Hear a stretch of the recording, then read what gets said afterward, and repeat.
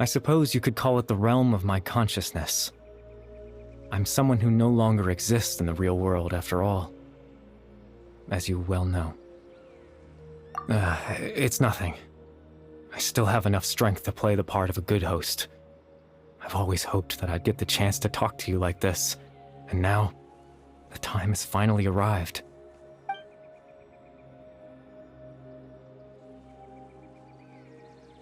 Extreme sorrow and pain, hope and regret coursing through your veins, and a degree of abyssal power that defies comprehension.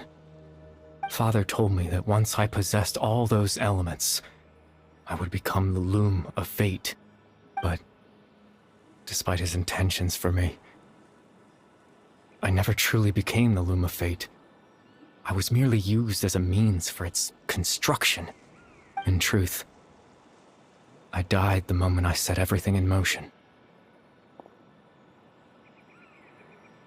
The person you see before you now is nothing but a remnant of consciousness left over within the loom of fate.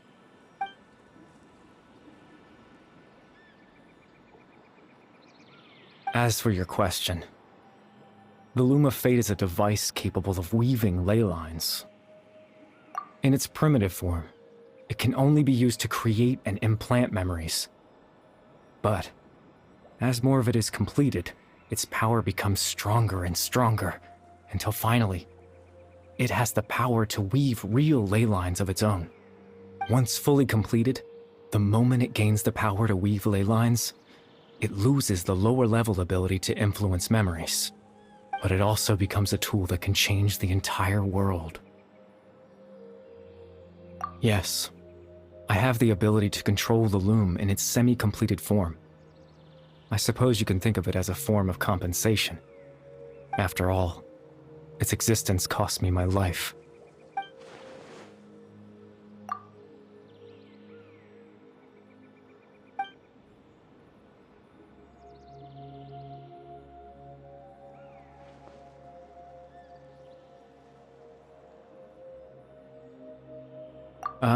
That.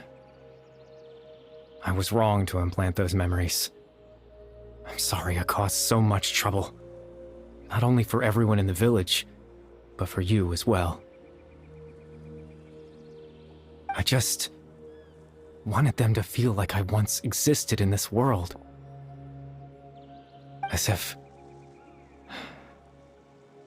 I had a chance at life.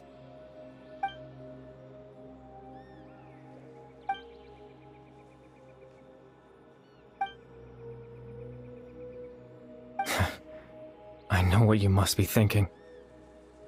Why would I do something so meaningless? But I just couldn't accept it. I had to know what it would be like if I had my own life. What kind of person I would be. What other people would think of me. Chief Ahmadiyya, Baram, Granny Jahiyat, Atosa. What would it be like if I could live alongside them? No cataclysm, no curse. Just a quiet life in a peaceful village. I was curious, so I selfishly tried to have my own life. Even if that meant piecing together the version of myself that could have been. One memory at a time. I know it sounds stupid.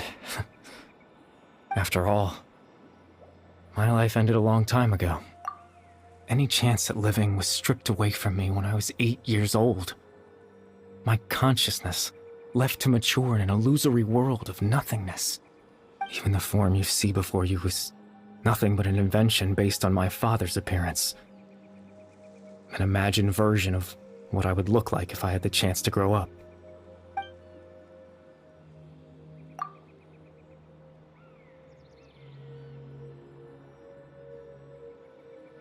I know. But there's nothing I can do to make them find me. If I could exist in the real world, I would return without a second thought and surprise them with the suddenness of it all.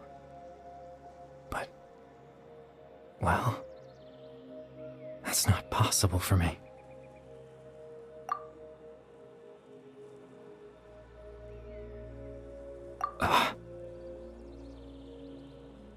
I know.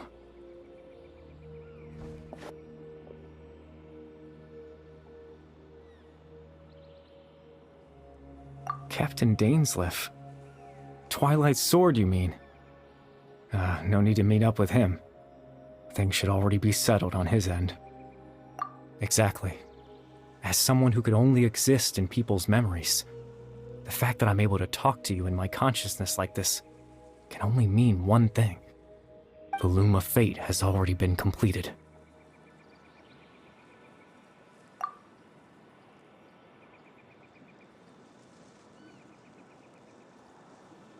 No need to worry about Captain Dainsleif. He's absolutely fine.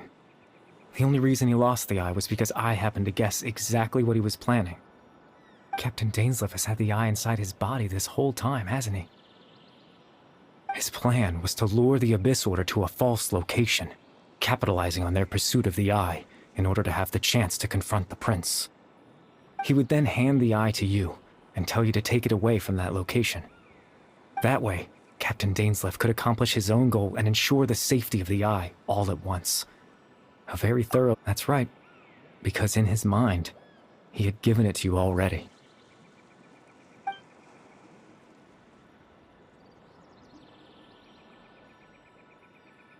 Before you two entered that false location. Traveler, wait. Hmm?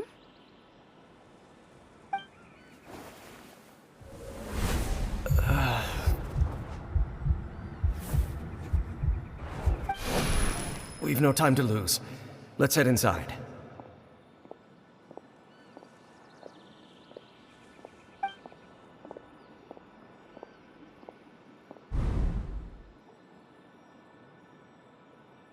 That was when I implanted the memory of him handing you the eye. Given the tense situation at that time, Captain Dainsleif failed to notice anything out of the ordinary, and took that memory to be real. I'm sorry, Traveler, but I needed the Loom of Fate to be completed. And to do that, we had to retrieve the eye.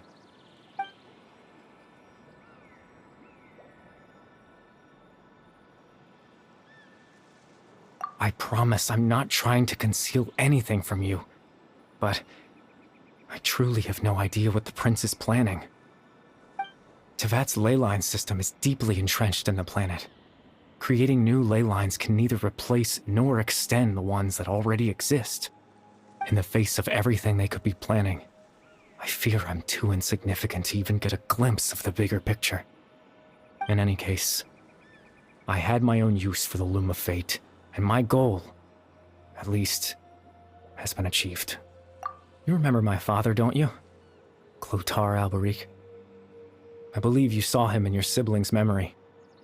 After he used the power of the Abyss to restore consciousness to my hilichurl form, I suffered from an indescribable level of mental anguish. To comfort me, my father told me a story, that this was a fairy tale world where I had to take on the form of a little monster. That story managed to dispel my fears, even if just for a moment. My goal was simple: to use the Loom of Fate in its near-completed form, when its ability to create memories was at its strongest, to implant a specific memory into the minds of the hilichurls. In that memory, I would tell them a story, just like my father did for me. It was a story of fairy tales and love. But more than anything, it was the story of us.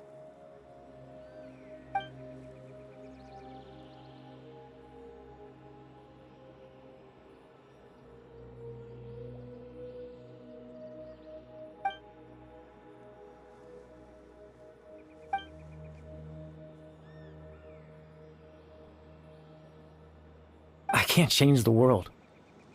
Not when I lost the very right to exist within it. Implanting those memories, that was the most worthwhile thing I could offer. All that's left of my existence is a wisp of residual consciousness tied to the loom of fate.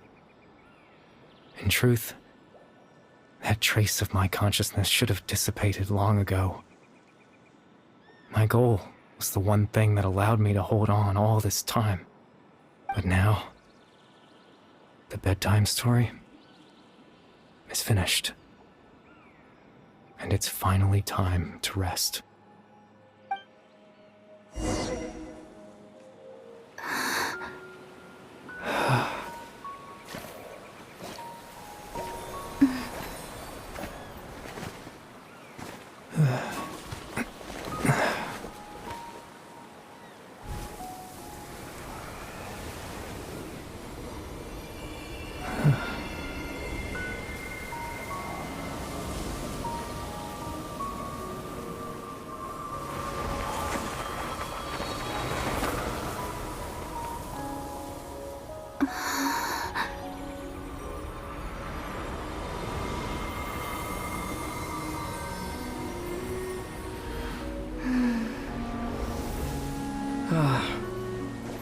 Looks like I was too late to see Caribert one last time.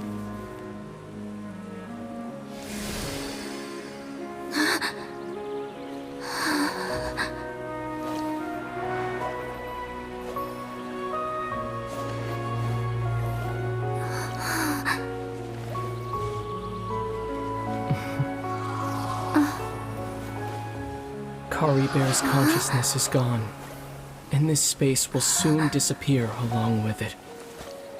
Neither of us belongs here. That's why we're not tangible. Were that not the case, I'd love to hug you too.